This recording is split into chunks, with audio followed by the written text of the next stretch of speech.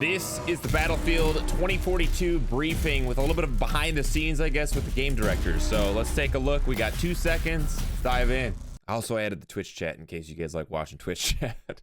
Hey folks, lovely to have you joining us and welcome home to the Battlefield. What a week it's been for all of us. You now know what we know, that the all-out warfare of Battlefield is headed to 2042. So stick around with me, Freeman, hello, and some of the gang from across DICE. We're here with you for the next while we look back at everything that we've revealed this past week. Now, to keep things as safe and responsible as possible, we are pre-taping this live stream so that we can spend as much time as we can talking with you and taking you behind the scenes. But please do say hello in the chat. We're all watching live along with you from our homes. So, starting us off, I'm here with Oscar Gabrielson and Daniel Berlin, Design Director for 2042. It's lovely to see the both of you. I mean, Oscar, you're looking resplendent. But look, we've had a year of working from home, right? And you can use that time in different ways. One, of course, to build an amazing Battlefield 2042, but you can also experiment with beards and, exotic haircuts. But Daniel and I have agreed, as we reach our next big milestone, I can finally drop this thing, so we just need to hurry a bit, that milestone, right? And then we should be all good. That beard is glorious, though. No pressure, Daniel. No pressure at all. So, let's get started then. 2042, a brand new setting for us for Battlefield. This is exciting. What got us to this era?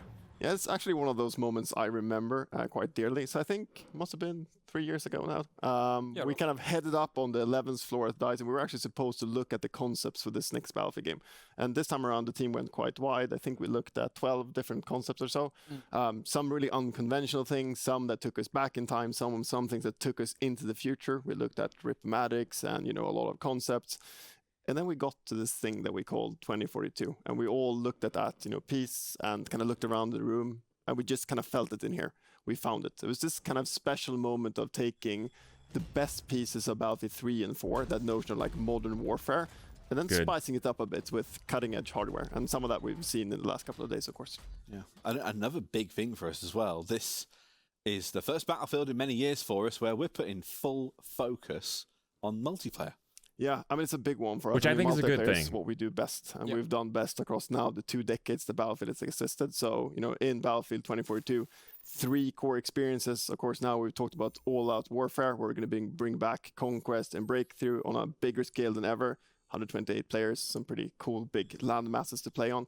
And then we have more to update on as we get to EA Play as well. Yeah, because there really is so much more. EA plays in about a month, July 22nd. That we'll be sharing with all of you. Let's get into the absolute nitty-gritty of things, though. Crossplay? Daniel, big changes to Conquest. As Oscar mentioned, big focus for us in this first section. Yeah. But Conquest has had some significant changes to meet this big new scale that we have for 2042. Yeah, for sure. I mean, it is a leap for us, right? And when we go to 128 players, and when you go to they need a larger crossplay play space, you can't just kind of copy what we've done before. We had to also kind of reinvent how we approach level design and how we approach pacing in the game. So what we're doing this time around to really encapsulate still the essence of Battlefield and the pacing that our players know and love is that we're introducing this concept that we're calling clusters. While watching the gameplay reveal, for example, we have this map called Hourglass, which is set in Qatar, which is really, really awesome. And this map really speaks to the new mentality around the level design, I think, and the clustering, because you can almost imagine it as a massive battlefield. But within that massive battlefield, there's almost multiple battles going on. If you go to the western part of this map, you'll find a huge stadium. And within the stadium itself, there's multiple capture points. And if you want to own the entirety of the stadium, that entire sector, you have to actually fight and control all of the capture points within that sector to capture the entirety of the stadium. But then you can, so imagine that you're in there with your squad and you're engaged in a close quarter combat situation, and it's quite hectic, and then you manage to win. You capture the objectives in the stadium and go like, okay, now it's a little pause, right? Then you run outside the stadium and you open up your maps and you go like, okay, where do we go next, guys? We see that you're capturing the how many flags you need to capture and then a you go sector. like, okay, we got to get there. So you bring up your call-in tablet, You say like, okay, when you're a transport Is vehicle, it like I need 3? it over there. It comes down with a parachute, lands in front of you. Your squad hops in, and then you have a traversal as you travel to this other sector, which is a sector full of skyscrapers, where you can zipline between the roofs of the skyscrapers as you fight for multiple skyscrapers.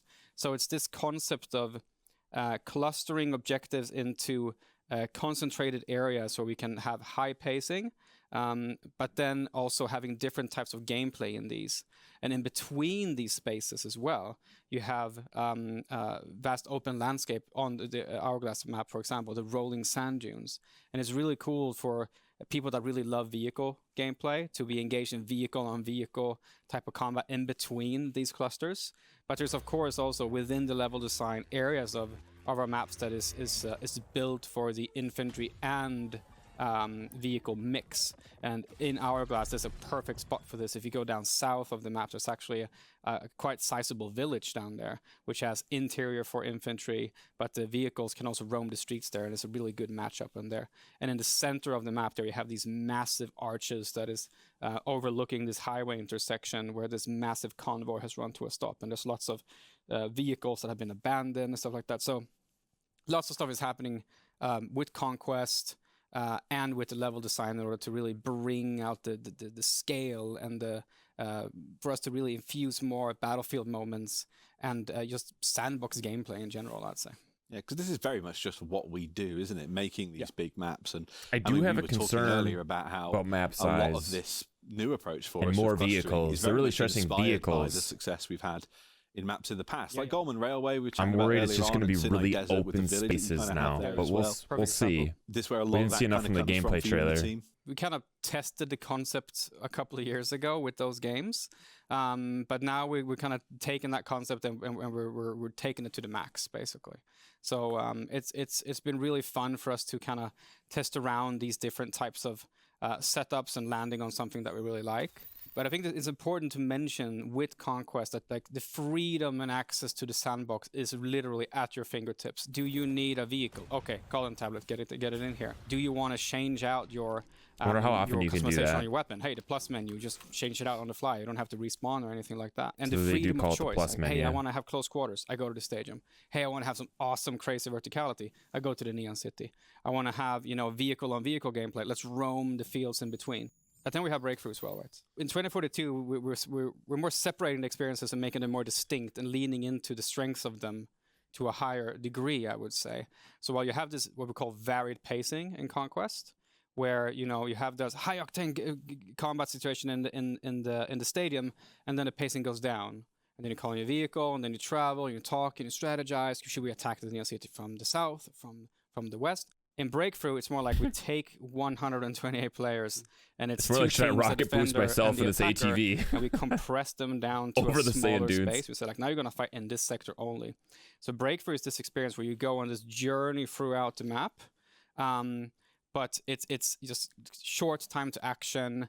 It's just chaotic. So this is the and attacking crazy. and But we're still defending. leaning into the size here as well. We wanted to give you more tactical opportunity when you're playing Breakthrough than we've necessarily done in the past. So we still use the width of the map to a large extent. So if you find yourself spawning, running forward, just like, there's a meat grinder in front of me, lots of people dying here, lots of things going on. We're now going to give you ample space to flank around and then take other strategic opportunities as well. Yeah, and it really is exciting. So many of the Battlefield fans that I've been chatting to since we revealed the game and then showed off gameplay last week at Xbox, they are really excited at these changes. But then, of course, there's so many new players who suddenly are really excited to find out what this is. And I think one of the best new things that we're really adding is that we're creating kind of new ways for people to get into the experience with our use of AI. Yeah, I mean, AI has been one of those things that we've been kind of, cooking back at DICE for many years, and Battlefield 2042 is kind of the perfect timing with next-gen tech to introduce it. So in Battlefield 2042, you can actually kick off the game and play solo So the with AI squad bots members on a whole big team with will AI members only facing AI. And that's The just a offline. great way to kind of learn the basics of the game. You know, mastering weapons, understanding how the vehicles and gadgets work, and kind of from there then graduating into a mix of both. Wonder how with good like or real bad the humans AI in is gonna PvP be. and AI. It's just a really good way for us to onboard new players, but actually even in regions where sometimes we don't have enough players When are you online on the watching servers, we'll this? just fill that up with AI until everyone comes 11,000. online, and we can have those servers full with only in Battlefield Mayhem 24/7. So it's pretty cool. Going back to the maps, Daniel, they're big. We've obviously been able to show off one of them with Hourglass in the trailer this past weekend. But just in general, like to help conceptualize it for people, just how big are they? So like when we give these past references to some of our older maps, which are quite big, now we're at 128 players, like how much of a scale increase have we gone for on some of our maps?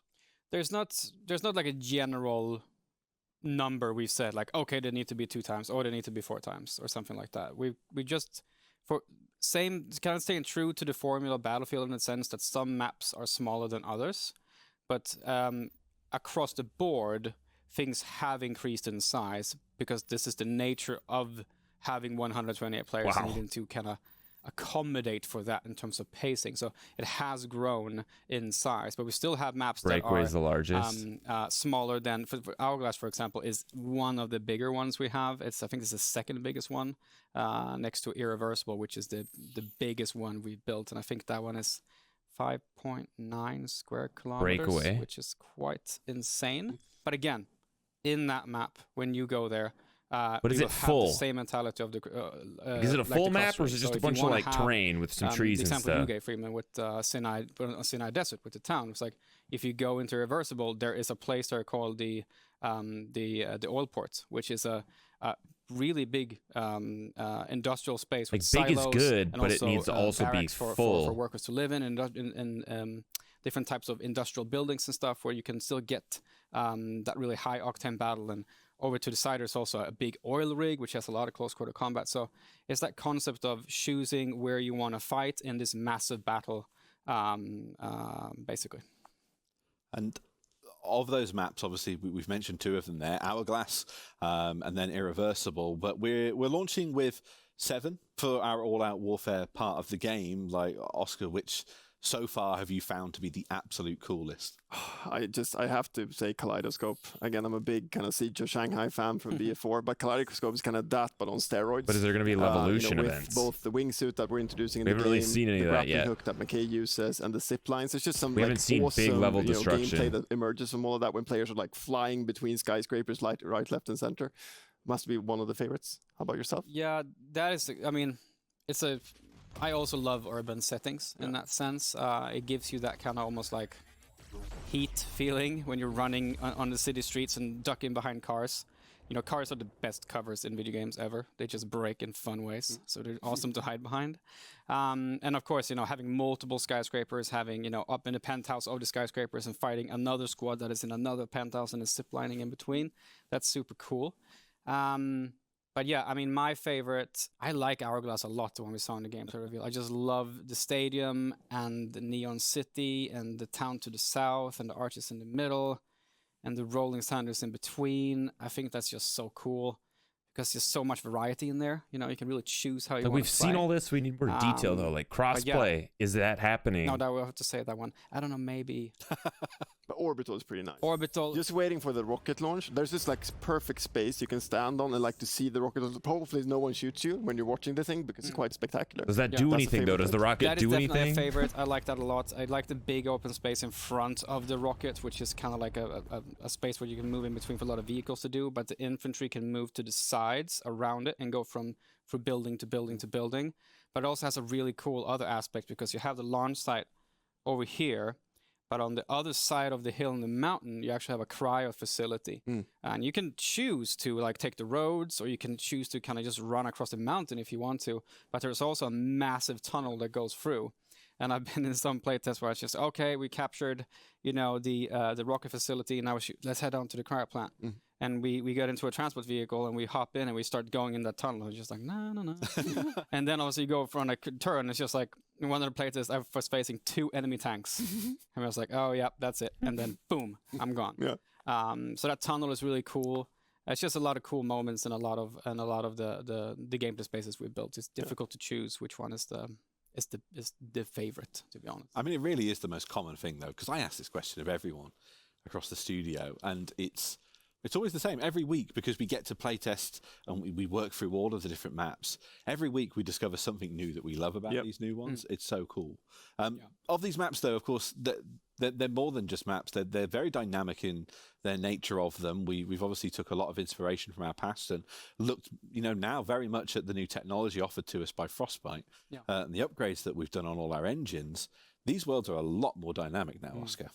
Yeah, I mean, we've worked for a good 3 years now on some of these new weather and evolution systems. I remember in that first pitch where we talked about the game, maybe it was Daniel, maybe it was someone else from the design team said, like, wouldn't it be cool if we could throw like a real-time tornado onto the battlefield that could turn everything kind of upside down and cause massive destruction? And I think everyone's sitting there kind of nodding. We looked over at the tech team and they're like, oh, are we supposed to make this work? And then kind of a year later, we had that first prototype. I hope they didn't I remember us showing it to other like team dust members, storms and tornadoes and took out all the like big Levolution events. And like I think a building falling. Being a thing that would run like spectacle on the maps in massive ways. But now it's kind of one of the core gameplay drivers as well. I mean, you can actually use that big tornado to your advantage, especially if you strap on like that they're really playing up this tornado stuff, but crazy situations. After you see it a few times, use it a few times, it's going to be like, okay. Sandstorm, pretty epic proportion. Yeah, there's a massive sandstorm, a huge wall of sand that also passes by. Does it change the map at all, though? One of the things that I really love about, the tornado is just physics are fun in games, right? And this is a big kind of like physics entity just moving across the map, and you don't know where it's going to go. It doesn't go in the same path every time. You don't even know if it's going to show up, to be honest. And it just causes a lot of those, unexpected fun physics moments where there's this the scenario I described in the event where I'm just like, I'm running. That was on Orbital. And I was running from the rocket towards the rocket assembly building across that big open space. And of course I was stupid. So I was just like, I can run that, no problem. So I started running, and then, they just started running. And then I just heard the shots are coming back. And I was like, yeah, of course. I mean, I'm stupid. And I look over, and there's a sniper. He's not in a building. It's actually sitting on a little knoll over there. And he's taking shots at me, and I'm just like, oh, well, this is over. I mean, I'm just going to start to zigzag and do my stuff and try to survive. But the storm is actually somewhere else right now, but it happened to have picked up a transport vehicle and flung it up, and then it had flung it across the map. So I'm just running there, and all of a sudden we just see like, and he just lands on the sniper. I'm just like, yes. That's because that's the fun, unexpected things when you introduce a lot of physics into it. Just landed on the sniper sandbox environment. So I think it's such a great addition to the sandbox, and that's really what we want with 2042 in its essence. Infuse the game with lots of new tools, and the tools that are modern, that are cutting edge technology, and all that. So just push that in there and let players have a lot of fun with them, combining things. So far, none of this is new information. That's the secret sauce, I think. We're looking for something new. Answer some questions from the community is kind of what I was hoping for. Small interactions we've built back into our levels now. Yeah. To give players much more agency as they kind of move about the space. Yeah, we had those in Battlefield 4 as well. But we've expanded. People want to know more about the class, things like subclass systems. Hey, I'm holding this. How many gadgets do you get? And I see that we're playing Breakthrough, for example, and I see there's tanks coming at us. It's like, oh, I'm going to raise the bollards. So they would have to have a teammate customization work leave the for tank, each have someone else specialist? come in and raise, lower them for you to be able to pass through and actually get to the capture point. And I mean, we mentioned all the zip lines. There are different types of gates and doors that you can lock down. There's bridges that you can raise, that you can lower on Kaleidoscope, for example. So we've really leaned into the dynamic nature of the space and make it feel like you can interact and you can counter different type. Oh, there's an attack coming. Oh, I'm gonna raise the bridge, so now their vehicles can't actually pass and stuff like that. So I think the team has done a really great job with that stuff. Yeah, that's the world then that 2042 takes place in. But if that's the world that we're playing with, what about the things that we're actually playing with in those worlds? So weapons, gadgets, vehicles, we've made some pretty big changes for 2042. The biggest of which that people have been chatting about is specialists. Here we go. And how that's kind of integrating. Please give us more info, though. In terms of roles in the past. So Daniel, how are the specialists fitting into this world? So the specialists are So let's take a step back, I think, first, because we looked at this for quite some time in terms of what we wanted to do here, and we looked at a lot of player data, we looked at feedback, and we looked into like the internal sentiment, and there was a lot of things we can also see through the data specifically that a lot of players chose their class based on the primary weapon that was available. Meaning you didn't choose necessarily a recon because of the gadgetry, but you actually chose a recon because you got the bolt action sniper rifle. Yeah, but you would choose an engineer because you get a rocket. So your class because you wanted to play a certain role. So that was the thing we wanted to kind of target with this change specifically.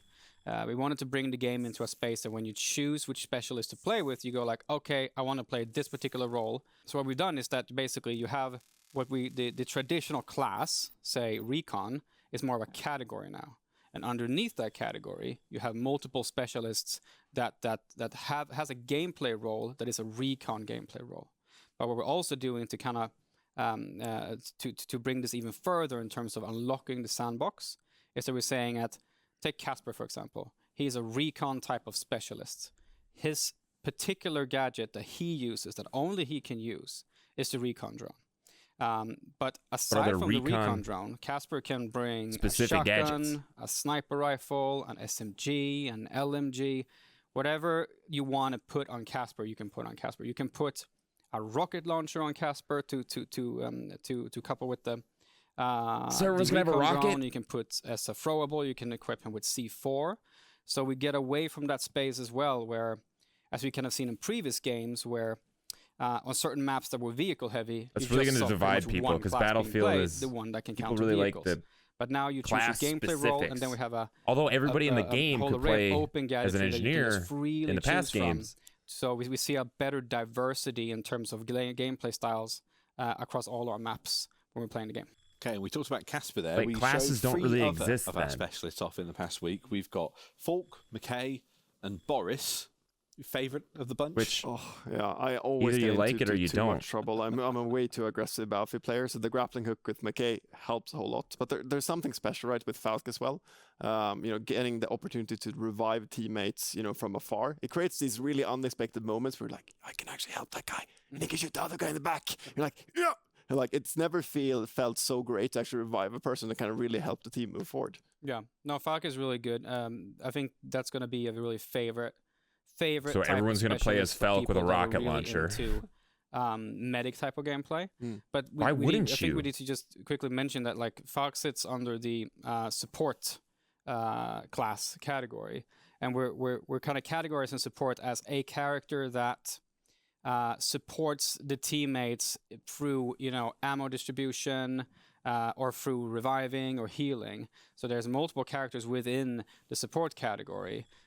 Falk specifically has the pistol turret, like Oscar mentioned. I feel like they need to lock gadgets to classes but she can also revive you at a distance. Like if she has that much power, you shouldn't also give her rockets. It's a combat surgeon, which means that when she does revive you, she brings you back to full health, which is something if someone else revives you, another type of specialist revives you, they won't bring you back to full health. So it really leans so everybody into will that, be able to revive. That's pretty much confirmed by that.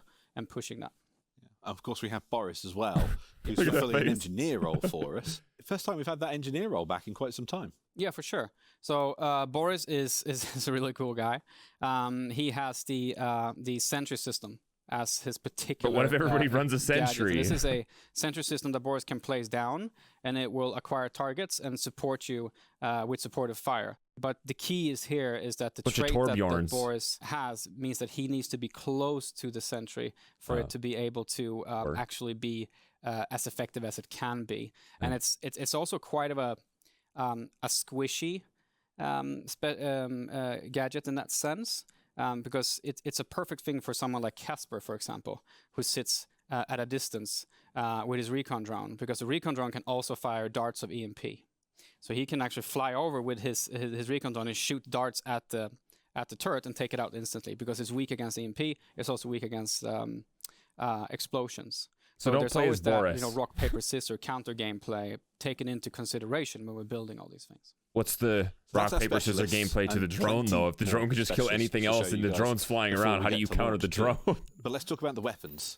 I mean, we've got a great selection of weapons already in the game, but there's a very significant gameplay change that we kind of lightly touched on earlier on. People would have seen it for the first time during our gameplay reveal this past weekend. The plus menu. Yeah. This is huge. It is. It's one of those things where, particularly this thing, I'd say, it was one of those things that, like, you know, from a conceptual state, when it was on paper and just did, you know, conceptual markups of it, it was just like, ooh, this is pretty sweet. And then once it actually went into the game, so sometimes certain features you have to iterate on them, you know, to get to a place where it's like, that's where it goes. But this one was just, it was just there. And we've also done external feedback on it, and we've done internal feedback on it. And the general output is like, it feels like this is something that has always been here, and it should have always been here. It doesn't. So it feels like something that we should have done it a long time ago, almost. But in general, it means that, like, you're running around and you find yourself in a situation you didn't expect yourself to find yourself in, which is Battlefield in a nutshell. I ran around a corner and she was like, "Oh, okay, now I'm in this space, and that's not what I spawned with. So how do I counter that? Do I respawn?" It's like, no. You can actually just take up your weapon in front of you, change out the barrel, change out the underbarrel attachment. You can change out the scope. And you can change out the ammo type. I'm actually fine with this. I think this is another thing people are like, "Oh, this is dumb," but there is still a range in terms of balance here, for example, which is important. They're just gonna have to balance all the weapons call out, I think, and that's like, you can't have a SMG and turn it into a sniper rifle. Right. You know, an SMG still sits within its category of usage, but it can deviate slightly to either side, right? So the plus system is not going to be removing the need for weapon archetypes. We just make each weapon archetype somewhat more wide in its usage in that sense. Yeah, and I'd say that there's a red thread that goes through the whole game. And kind of then we decided this early on in the game vision, right? This notion of like adaptability for players. Exactly. Given like everything that's happening on the battlefield, we need to give the players, you know, the optimal amount of choices in real time. So plus menus are, you know, an example of that. The call-in systems, you can kind of drop in vehicles kind of at any time. But also that choice with the specialists, you know, giving them the option to use any primary weapon or open squad leader. Can anyone do that? Just unlock it sounds like anyone. Moments, like in past Battlefield games. How do you unlock the ability to do that? And the only way to kind of change your gear was actually more or less to redeploy. Yeah. And now you're taking these kind of real-time decisions, just creating a whole bunch of new mayhem, right? So it's a lot of fun. And one of the best ways to take out a sniper, if you don't have a car being flung by a tornado for you. But that's a good thing, though. That's a good thing, but that doesn't happen every time. It's like, if you this happens now in the playtest, by the way. So if there's a sniper laying on a hill somewhere, and there's a certain range which you can call in the vehicles. You can't call it far, but if you're within a certain range, you can actually call in a tank that lands on them. So it's a good way to take out that sniper. Just like, he doesn't even know, and he's just laying there proning and sniping. All of a sudden, I called in a tank that just lands on his head and kills him. That's pretty fun. There's so many gadgets as well to play around with. I mean, Oscar, you mentioned there's going to be a lot of meme stuff with that, a lot of clips. But of course, we've also got our class gadgets as well. Like, there's going to be a whole squad wipe with just calling in a vehicle video. No, so each specialist has its the gadget that is connected to them specifically, and then we have the bucket of open gadgetry. And the open gadgetry bucket is very they did say class specific and diverse gadgets, and it means that you can stick with a specialist and still be eligible in every situation you find yourself in, because you can always be, I'm going to be in this part of the map where there's a lot of vehicles. I can decide to equip some gadgetry that is good for fighting vehicles, even if I'm playing with, say, Falk, where my primary role is healing. I can still be a healer in a combat situation that involves vehicles and still be viable. And that's something that is new for Battlefield, and it's something that I think we needed. I was going to say, it's definitely an evolution of Battlefield. We're not getting Battlefield 3 and Battlefield 4. It's an evolution of it. We'll see if people like it. We'd love to see it. Yes. But we've also took a really good look at the way in which we approach vehicles, because I think for some, vehicles are a means to an end. You get in them, you fly from one point to another. We've tried to focus more on what it is that all people are doing in a vehicle when you're actually using them. Yeah, there was a notion in the beginning of the project where we said, we want vehicles to be platforms for team play. So we want them to be enablers of great team play. And they've been so in the past, I think, but we just kind of touched upon it. So we're taking it further now with 2042. And that means that there's different seats in a vehicle. has significantly more roles available. You can have a particular seat in a tank, for example, that is a spotter seat. So your friend who's in the spotter seat, his or her job is to actually just spot. And there's of course, it's kind of a given with cutting edge technology in modern hardware, 360-degree turn turrets for gunner. I've missed it. Yeah. It's wonderful that it's back, and it's really cool. And there's many other ones. There's like anti-air seats. There's of course the driver seats and the gunner seats and different types of gunner seats, grenade launchers. This is just like Battlefield 3 and 4. There's even one vehicle that can deploy mines on the go. Oh. So it's perfect if someone is pursuing you and chasing you, and you just put down some mines on the go. And I wonder if those are vehicle upgrades. Like they haven't talked about upgrades for vehicles like they had in Battlefield 4. We got a new physics, sub-engine as part of that. So I think that the level of skill that's now in the vehicles, just kind of driving the transport vehicles, controlling the tanks, it's really cool. It's a level of kind of physicality we haven't had in our previous games, and a level of control that's completely new. It just feels better to maneuver and better to drive, and it's more fun to take them off some, take it off some sweet jumps, as you say. But I mean, the cool thing about vehicles, which I also want to mention, is kind of like when you're playing Battlefield, even if you're not a vehicle player, just being around vehicles is awesome. So even if you want to play infantry and you're running around an orbital, for example, and you're on your way to the rocket, and they're putting a lot of emphasis on vehicles, which kind of concerns me. Space. Vehicles are super fun, but I don't want the whole game to just be vehicle combat. Coming around the bend and then being engaged in a high-speed fight just in front of you, you're a part of that moment, even if you're not driving. There's got to be good gunplay too, and that's also and that's probably why everyone's going to run a rocket launcher, because there's so many vehicles. Sometimes they're big and they're bombastic, but just having that moment happen in front of you, it looks like it's a scripted moment almost, but it's two players just ducking it out in two vehicles. Having that is just such a great addition. That you only get in Battlefield, basically. And it really does make all the difference in the world when you're rising out above the stadium on Hourglass and you're looking out across the distance to just see jets and tanks just all over the place. It's great for Battlefield players who've been playing this franchise for a long time. Oh yeah, for sure. But we really are just scratching the surface here. There's so much more to tell you on the road ahead. Of course, the 22nd of July, we'll be there at EA Play to show the next experience that's coming to 2042. And then later, Hazard Zone. And we're keeping pretty tight-lipped on both of these experiences so far. But what can we tell people about Hazard Zone? New info? What can they expect from it? Yeah, Hazard Zone is really something that's taking kind of the superpowers of DICE, the Battlefield formula, to a new level. It's a high-stakes, squad-based experience. It's not your Battle Royale that you might be expecting. It's something new and a bit more contemporary, I'd say. I'd say so. But I think it is important to call out that this is not a Battle Royale mode. It's something that we're building for Battlefield. It's something that we're building that is ours. But it is really built on those mechanics, those high-stakes mechanics that really builds tension as you play and gets you like, those sweaty palms moments when you're just like... But it's also then, combined with squad play. I mean, we are a squad-based team play shooter, and I'd say there's no other space. They aren't giving us any new info. These guys are super tight-lipped on everything. In terms of what I choose to bring and what my friends choose to bring. What specialist is my friend playing? What weapon is my friend playing? What gadgetry is my friend playing? That has such an incredible. Like they didn't even say if you can have multiple. When you're playing this game, so really, like what if everyone really wanted to be Falk on your team? Could you do that? I would assume that you can. Communication is important, and then built around those that tension builder, high stakes type of gameplay. So super excited to talk about this as we when we're allowed to talk about it. In a bit soon.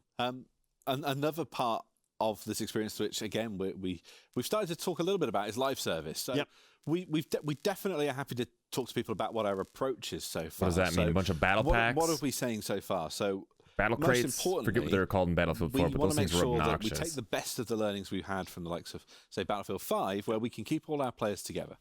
Yeah, I mean, that was a big decision we made really early on in the project. We don't want to split our community in any way when it comes to gameplay content. So all of the new locations we'll head out to in part of the live service, free for everyone as part of that. And then we are introducing a battle pass as part of our seasons. We've announced 4 seasons as part of the first year. Every season will also come with a specialist.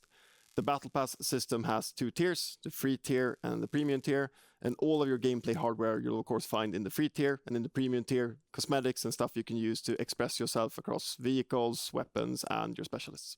Yeah. We'll have plenty more to say on that before we launch the game. But stick around. We're going to take another look at our gameplay trailer that we debuted this past week at the Xbox Showcase.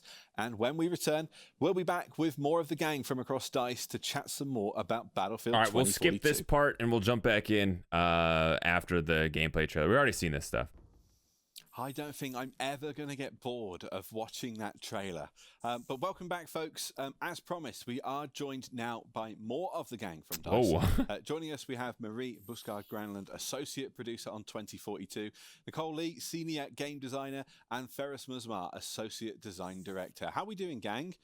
You realise this is the largest collection of DICE employees that has happened now in, what, close to a year and a half? Yeah, it's been north of a year, right? I think we met yesterday. Oh, it was a thrilling experience. Humans in the real flesh that can build video games even. It's pretty rad. Yeah.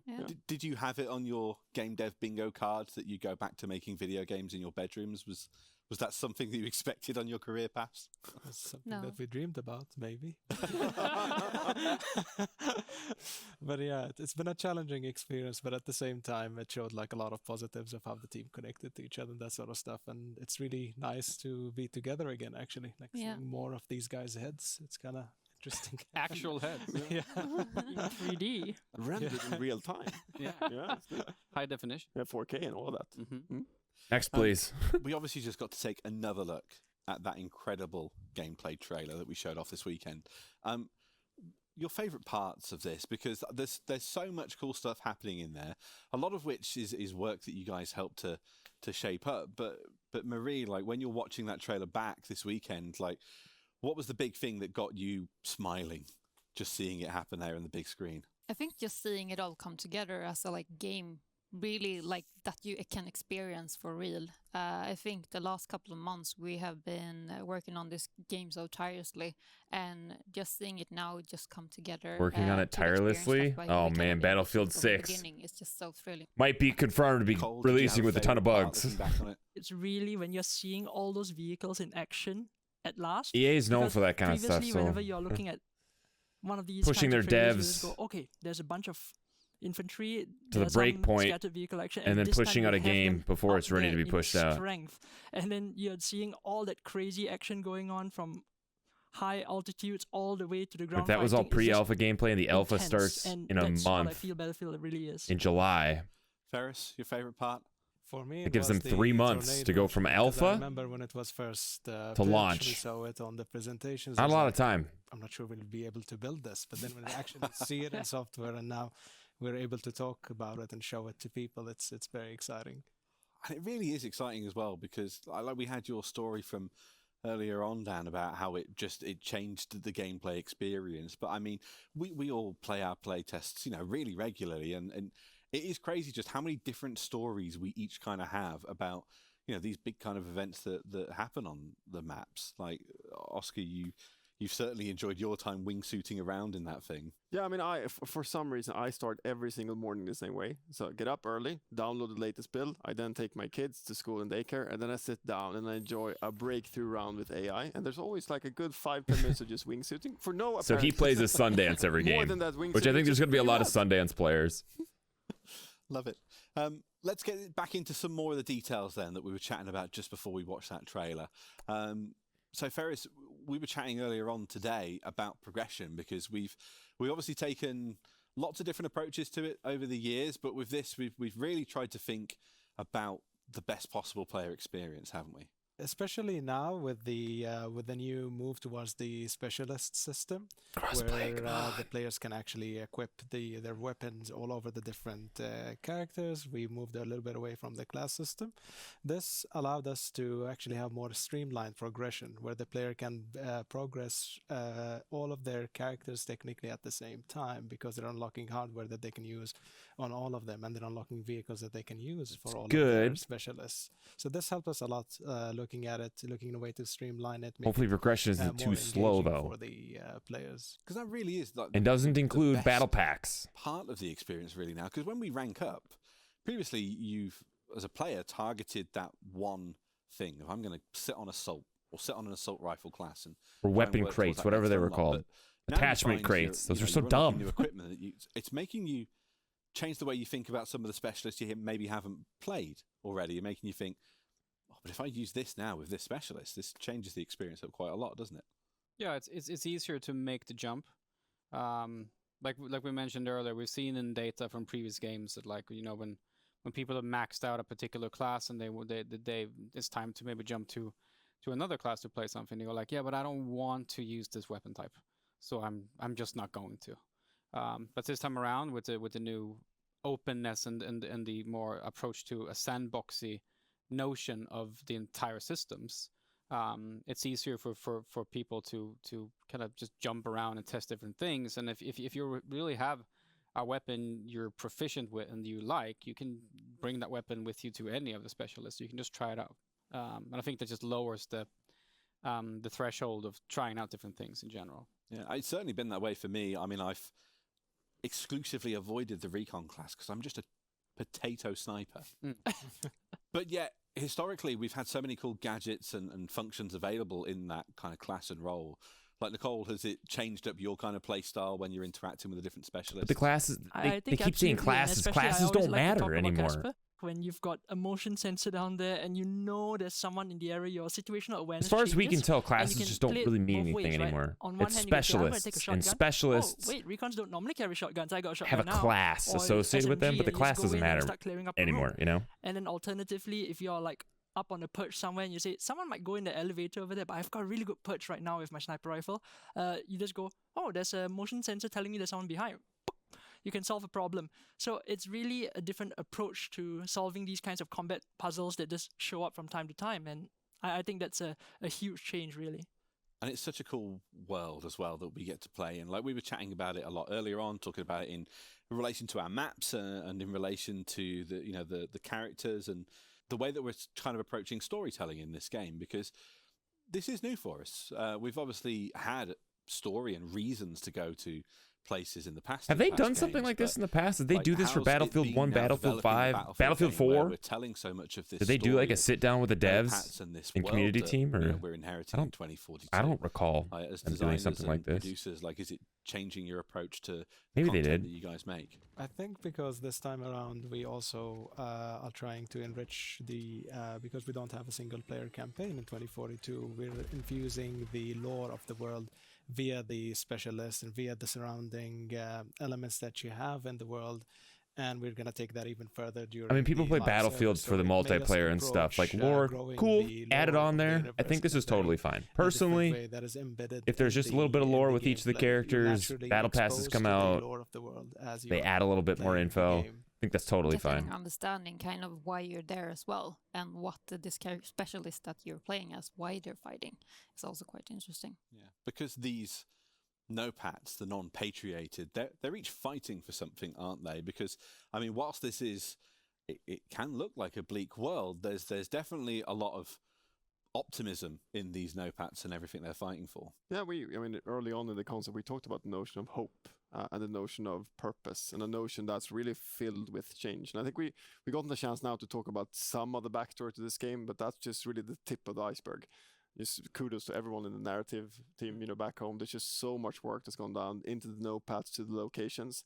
And as we kind of jump into a live service now, there's a lot of secrets we haven't talked about so far, behind all this world. So we're looking forward to taking our place on a journey to explore more about what's actually led up to 2042 and what's next. Yeah.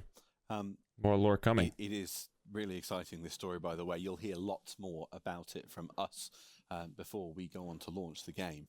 When you're looking back then at 2042 and all the work we've done so far, because, I mean, while it's crazy to think that this last week really has been the first time players are learning about it, we've been living with this secret now for quite a while. Like, now that we've reached this kind of checkpoint for us as a team, when you're looking back, like, what's the big thing that you're so proud of and so excited for players to be able to get to play? I mean, there's so much to really talk about when it comes to this, but I'm always talking about the setting, right? Because you are really dealing with that kind of modern era where there's so many opportunities, and when you have new tech coming in, you can bring that all together. And when I talk about tech, I'm not just talking about military hardware. It's about all the other stuff you have on the processing side. We are able to deliver this in a game, and you're just having this experience that people across different platform generations are able to enjoy, and that's something I find that's truly exciting. And then powered like with the new tech as well, like we were able to build maps on a bigger scale than before, that we were able to add all this like dynamic elements. But like when I look at the that's quite ground, it's just a big open And then space. combined with the I just hope there's enough cover and like the sandbox has expanded in a very, things very added interesting in way. those So larger spaces. Like you really could take a even map forcing and you just to expand it, go and then to everything in these between when we the first interesting started, point POIs is It's just amazing, like, because Daniel, you and open the team space, obviously and worked that's so going to be hard to super try and map out lame. the experience we're going to build. But then they it's may quite have been like, incredible, oh, the really, maps that are bigger, but now we just add more vehicles to fill in those spaces, and I hope that's not the way they went. We really must have evolved so much since that original concept when we sat down those years ago. Oh yeah, no, it's evolved quite some. But I think that's also the nature of Battlefield, right? We always have kind of like a notion of like, okay, these are the tools that we're gonna give you, but we know from experience that every single game we release, there's combinations that we haven't really thought of. There's things that people are gonna do that we haven't really thought of. The Like, rendezook, of sometimes course. it take some extreme. That was a cool callback. Some extreme cases, but most of the time it's actually just part of that sandbox fun that makes Battlefield. So I'm excited for 2042 coming out and actually getting in the hands of the players, because I think there's more opportunities in these games to find these kind of crazy moments that we necessarily didn't find in our testing, that people are just gonna find when they play. So I'm looking forward to that, see what everyone can come up with, basically. I mean, it's crazy as well, because even though there's so many of us from across DICE here in Stockholm here, and again, there's so many more of us just sat at home. They've kind said of so watching much, this live but with they've you actually guys right said now. so little. Like they But it isn't haven't just us added that's any helping to information for work us, and I don't think we're shape probably going to this get new era much of Battlefield. that's Of course, new. we've got It sounds like so until many more EA teams, Play. including DICE LA, who've got some really exciting stuff to show us at EA Play, Oscar. Yeah, I mean, EA Play. first There it is mentioned again. now So we have July folks in 22nd. That's Stockholm, in Gothenburg and Guildford, a month LA, and a week from folks now. across all over the world, actually, across 'Cause the this different is going parts, live on helping building June Battlefield 15th. 2042. But the stuff that's actually getting built out of DICE LA is quite special. The team joined our big team meeting. I think we broke some kind of Zoom world record. Lots of folks were actually in that meeting, and they got the chance to show the latest. I'm update hoping for at the that very experience. end of this, I they think our drop chat a new kind of bomb, exploded. which is The team's crossplay super pumped, and is we're just in. looking forward to July 22nd at EA Play Live, when we get the chance to show the world what the DICE LA team have been working on. It's quite special, I'd say. Like they have It's gonna be good. cross-gen. I'm big time Included excited in the what our Golden friends at Ultimate DICE LA Editions. have to show you at EA Play. So make sure you stick it in your diaries. July 22nd. I promise, if you're watching this, you don't want to miss it. So Marie, Nicole, Ferris, the boss man, Dan, it's been great seeing you and chatting to you today, and of course taking everyone a bit behind the scenes on all the work that's being done on 2042. This might be it. Have so much Subscribe for more. But we're going to keep covering Battlefield 2042. If you want more info on Battlefield 2042, I've got some fun videos coming up too from prior Battlefields and kind of the history of Battlefield. So if you want to subscribe, go down, hit the like button, subscribe if you'd like, and I hope to see you in the next one. Have a good day.